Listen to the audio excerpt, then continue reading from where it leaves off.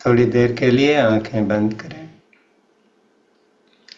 और अपने शरीर के प्रति जागरूक हों। अंदर आती हुई श्वास और बाहर जाती हुई प्रश्वास के प्रति सचेत हों।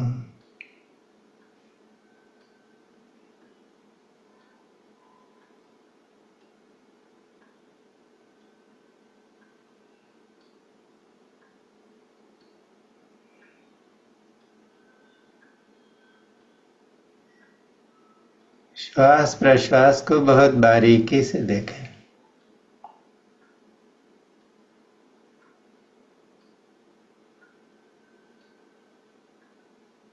और श्वास प्रश्वास के माध्यम से जो प्राण अंदर आ रहे हैं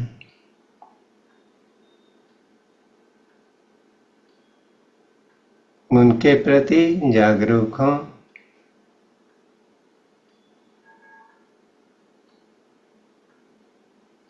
जब भी श्वास लें इस बात को बहुत गौर से देखें कि शरीर के अंदर, शरीर की एक एक सेल में प्राण की मात्रा कैसे बढ़ रही है। पूरे शरीर की एनर्जी, फ्रीक्वेंसी, वाइब्रेशन सिर्फ श्वास लेने मात्र से बढ़ रहा है।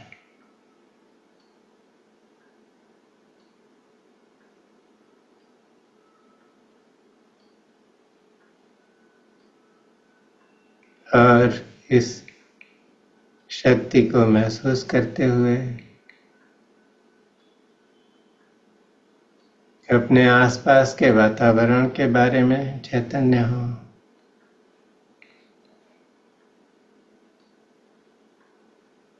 मन तो शांत है, लेकिन शक्ति का आपस में संवाद हो रहा है। आपके कपड़े आपके प्राण से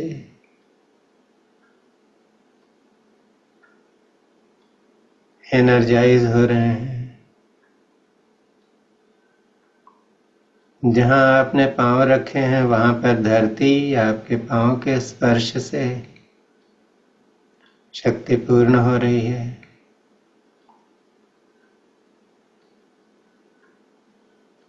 आपकी कुर्सी आपके प्राण को महसूस कर रही है।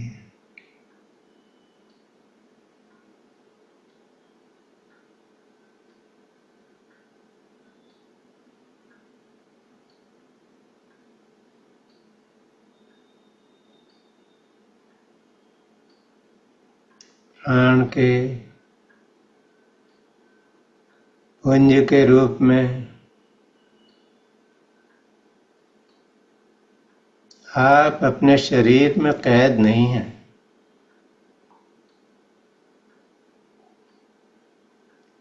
शरीर की जेल कुछ आपको बांध कर नहीं रख सकती।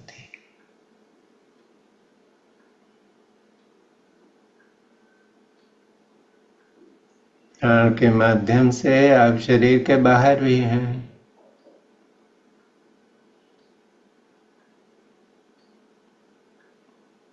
और बाहर जो कुछ है उसको महसूस कर सकते हैं। और जो बाहर की वस्तुएं हैं वो भी आपको महसूस कर सकते हैं।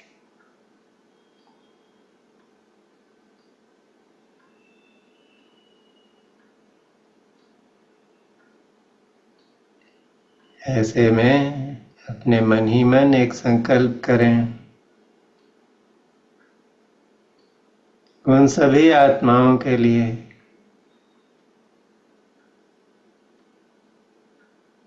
जिन्हें आपने कोई कष्ट पहुंचाया है, उनका कुछ नुकसान किया है या उनका अनुचित फायदा उठाया है।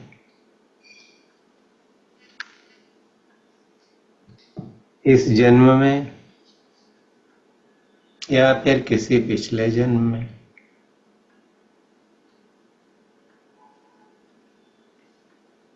और एनर्जेटिक लेवल पर उन्हें बोलें, I am sorry, please forgive me.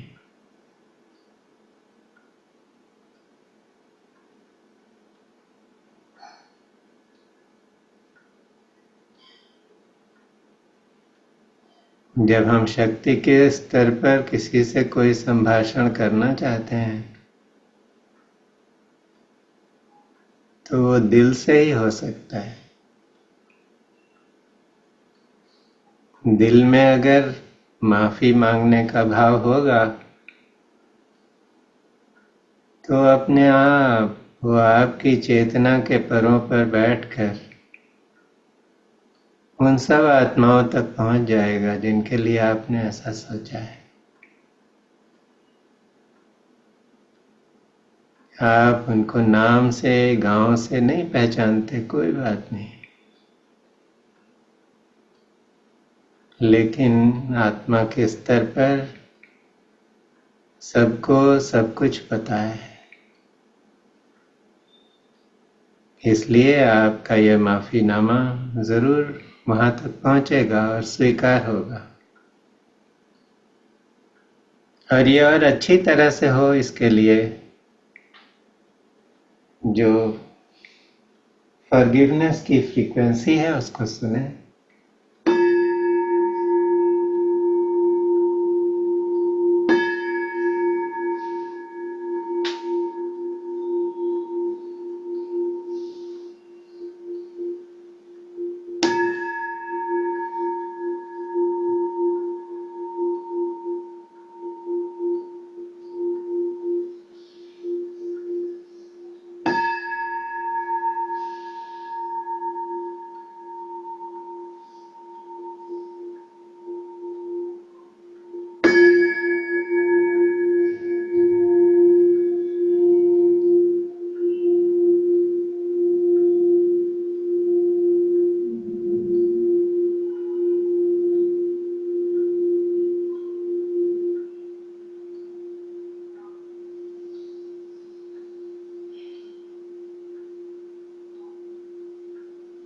अब उन आत्माओं को याद करें या अपने ध्यान में लाएं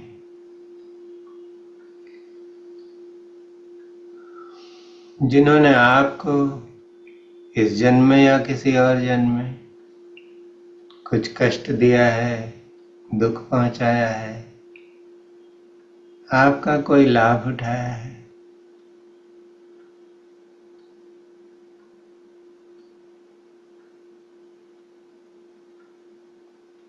शक्ति के स्तर पर उनसे जुड़कर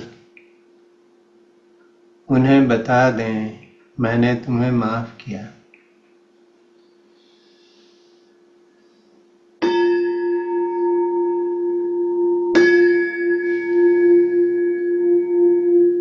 और कोई ऐसे हों जिनको आप जानते हैं, जो आपके ध्यान में हैं, उनसे तो एक मन में ये उनके साथ वार्तालाप करके करें।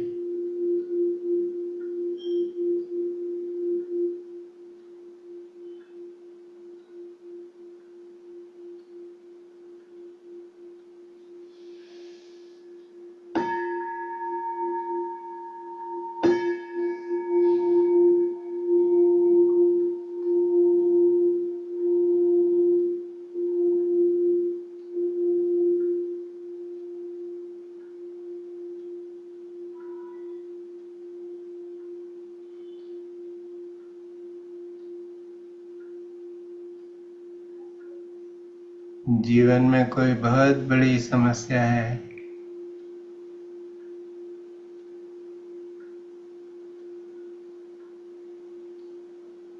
तो कर्म विपाक के अनुसार उसके बीज किसी न किसी पूर्व जन्म में होंगे,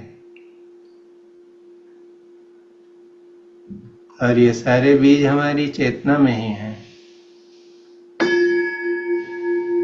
इसलिए क्षमा मांगकर और क्षमा देकर उन बीजों को निर्मूल करने का प्रयास करें।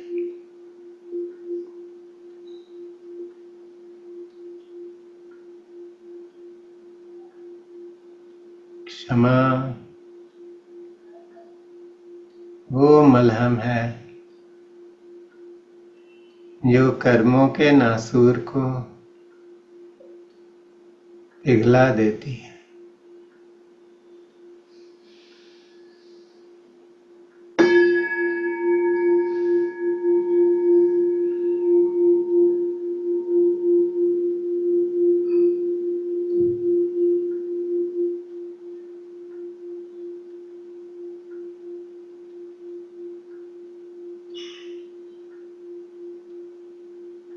अब अपने शरीर, इंद्रियों और मन से जुड़ें।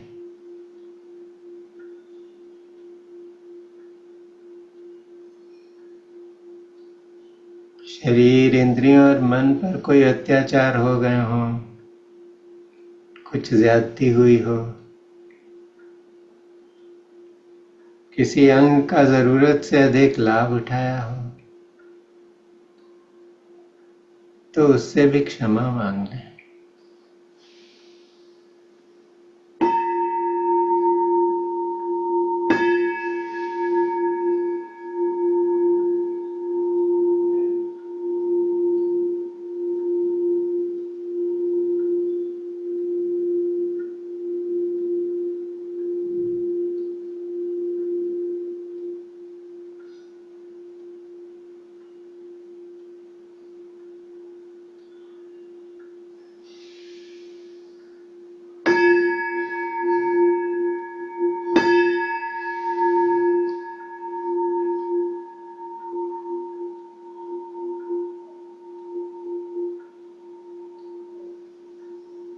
जहाँ पर लगता हो कि कोई कसर रह गई, तो उस विशिष्ट अंग को, शरीर के भाग को, मन के हिस्से को, भावना के कोने को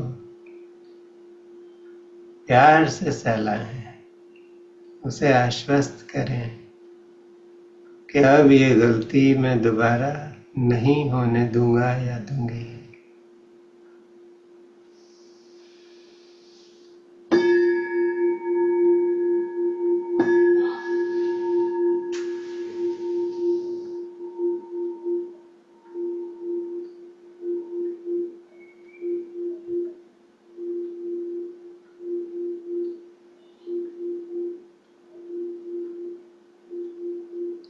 अपने माता पिता को, पूर्वजों को, बड़े भाई बहनों को, अध्यापकों को, गुरुओं को मन में ले आएं। इस बात को विचार करें कि कहीं किसी के प्रति कोई अनदेखी तो नहीं हुई, कोई अपराध तो नहीं हुआ।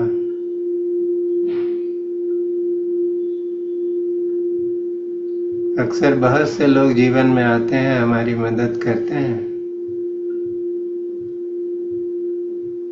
और फिर हम उन्हें टेकन फॉर ग्रांटेड लेते हैं।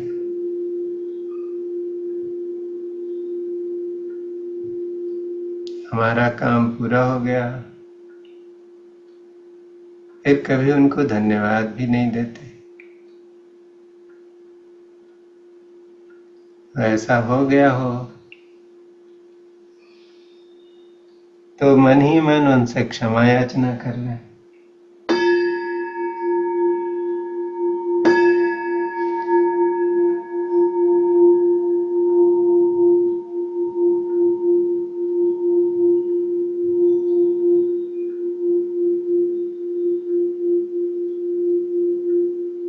क्षमा में बहुत ताकत है।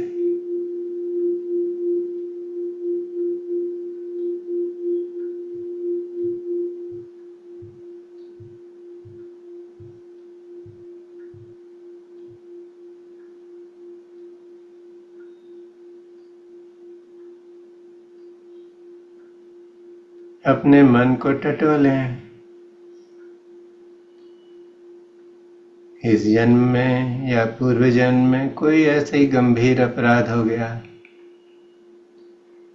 उसको लेकर मन में कोई ग्लानि बैठी है,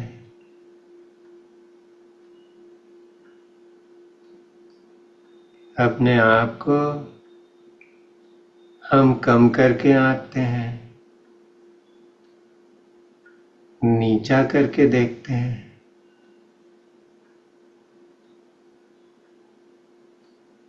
तो अपने आप को भी माफ कर देने।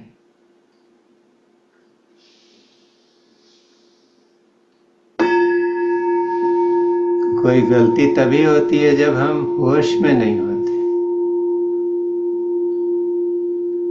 तो जो बेहोशी में जब थे तब कुछ हो गया,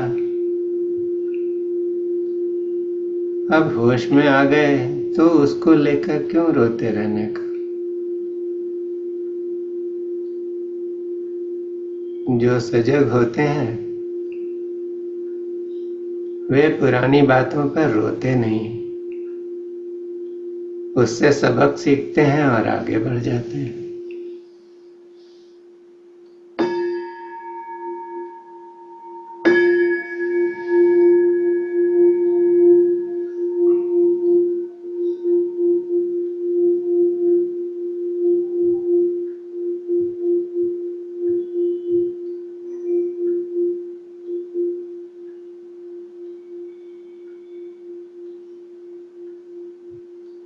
क्षमा मांग लेना, क्षमा दे देना, इसमें कोई किसी का एक तरफा फायदा नहीं है।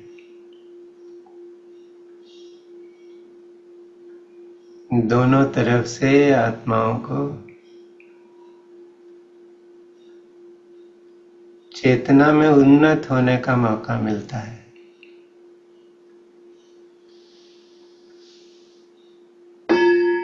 उनकी यात्रा निष्कंटक हो जाती है।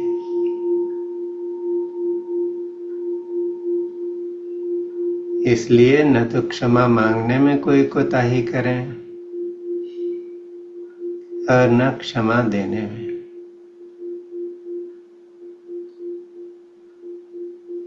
आज इस समय को क्षमा का पर्व बनाएं, उत्सव बनाएं। ये उत्सव का भाव ही कर्म क्षालन को अच्छी तरह से होने देगा।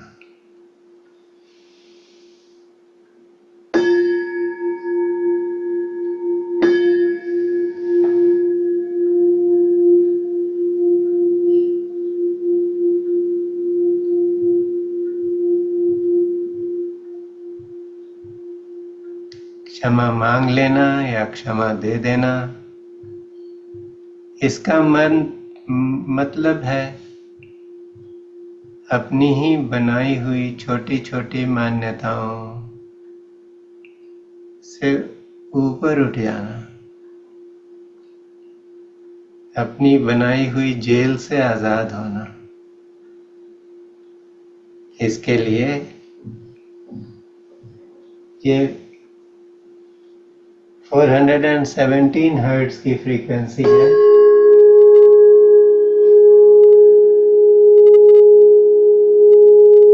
जो हमें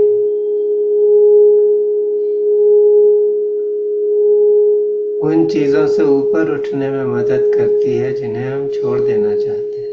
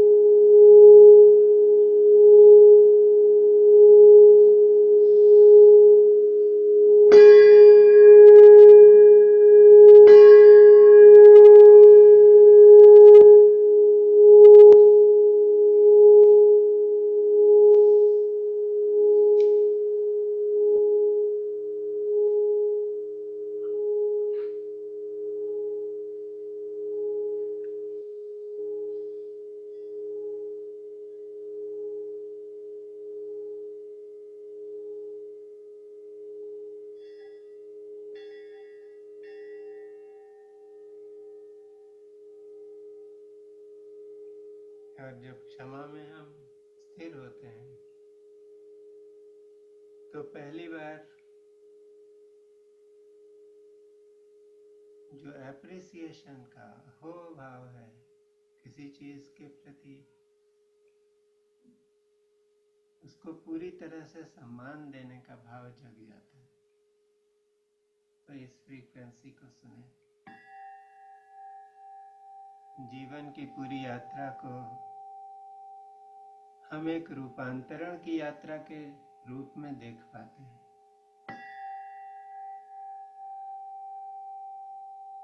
तो जो हमारे मित्र हैं, हितैषी हैं, उनके प्रति एप्रिसिएशन का भाव।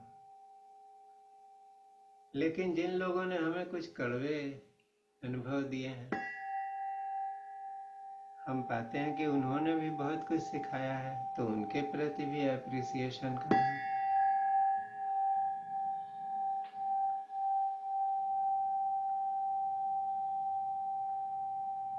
इस बात के लिए एप्रिसिएशन का भाव कि ये जीवन हमें मिला है, ये कितना बहुमूल्य है, इसका सही उद्देश्य क्या है।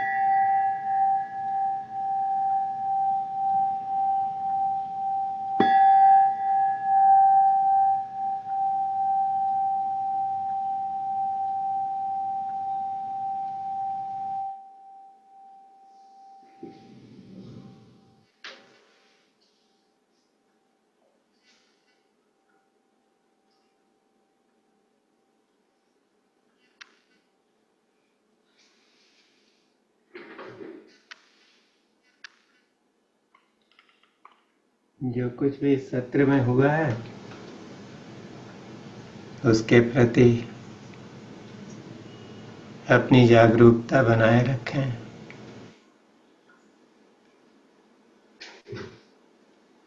जो क्षमा का अभ्यास है, ये कोई 20 मिनट 25 मिनट होने वाली प्रक्रिया नहीं है। ये जीवन में सतत घटते रहना चाहिए।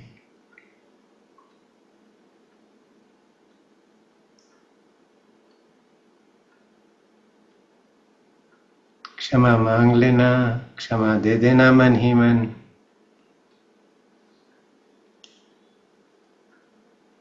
ये दोनों सजगता की निशानी है। हर क्षण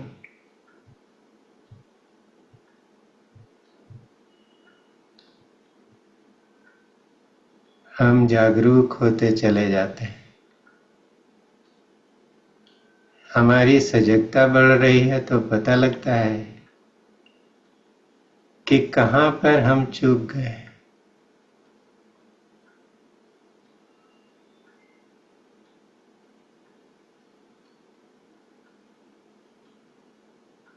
तो जहाँ चूक गए वहाँ उस चूक का निवारण करने के लिए जो कुछ उचित है वो कर लिया।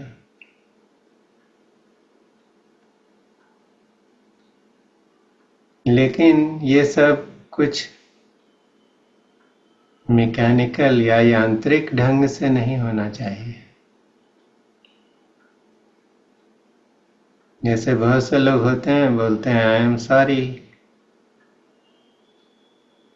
तो सॉरी बोल देना एक तरह की ढाल हो गई जिसकी आड़ में वही गलती फिर से की जा सकती।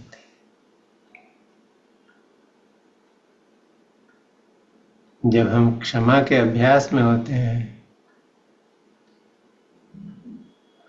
तो हम जग जाते हैं। मेरी पत्नी एक बार आश्रम में थी 40 दिन। तो आश्रम में बहुत सारे कार्यक्रम होते थे, उसमें उनकी अच्छी भूमिका होती थी। लेकिन एक दिन कुछ कार्यक्रम में ऐसा कुछ था जो कि जिसमें कुछ एक्टिंग होनी थी। मेरी पत्नी जो है नाटकों में एक्टिंग करती थी, तो गुरुमाई ने उनको एक काम दिया कि तुम ये करना, लेकिन उसमें कुछ गड़बड़ हो गई। अच्छी बात यह थी कि बाकी लोग तो दर्शक थे, उनको पता ही नहीं चला कि क्या गड़बड़ हुई, लेकिन गड़बड़ तो हुई थी।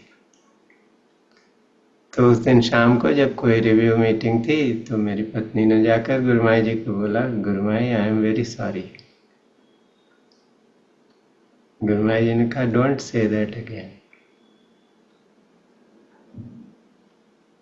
You should say I made a mistake and I will not do this again. क्षमा का अभ्यास ऐसा ही है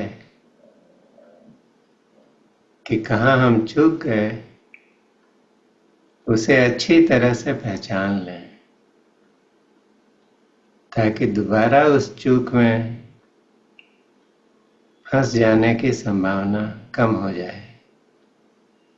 कोई कोई संस्कार बहुत दृढ़ होते हैं तो बार बार होंगे, उसमें समय लगेगा, लेकिन जो साधक होता है वो चूक जाने से डरता नहीं है,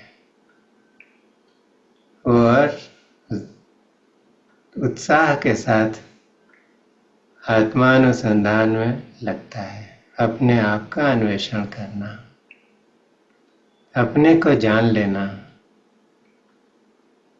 और यही वो मार्ग है जिससे हम अपने को खोज सकते हैं और अपने सच्चे स्वरूप को पा सकते हैं। थोड़ी देर के लिए एकदम शांत बैठें।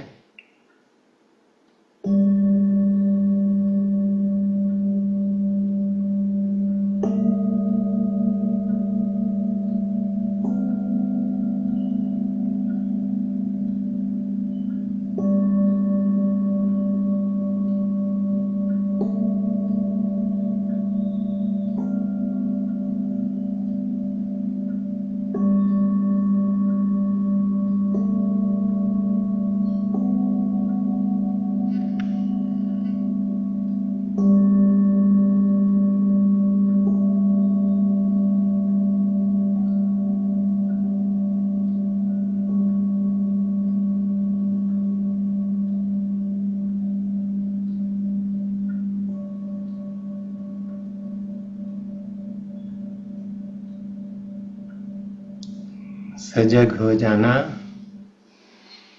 ही सबसे बढ़िया कर्म क्षालन है। जैसे जैसे जगेंगे कर्म की पकड़ हमारे ऊपर या तो ढीली हो जाएगी या हम कर्म की पकड़ से दूर चले जाएंगे। इसीलिए जो लोग जगे हुए होते हैं या उच्च कोटि के साधक होते हैं उनको गुरु लोग कहते हैं कि अब तुम अपना हॉरोस्कोप, अपनी कुंडली कुछ दिखाने की जरूरत नहीं है, क्योंकि ग्रह नक्षत्रों का तुम्हारे ऊपर वश नहीं चलेगा। तुमने अपने आप को उनसे भी जो ऊपर है, जो सबसे परमोच्च सत्ता है, उसको सौंप दिया है। तो मेरी ऐसी शुभेच्छा है कि इस शुभ समय में आप सभी ऐसी जगह पहुंचे जहां ग्रह नक्षत्र आपके ऊपर काम न कर सके। उनकी पहुंच से, उनकी पकड़ से आप दूर चले जाएं, क्योंकि ग्रह नक्षत्र जो हैं वो कर्म के अधीन हैं और जो उच्च कोटि की चेतना है वो कर्मों से मुक्त है।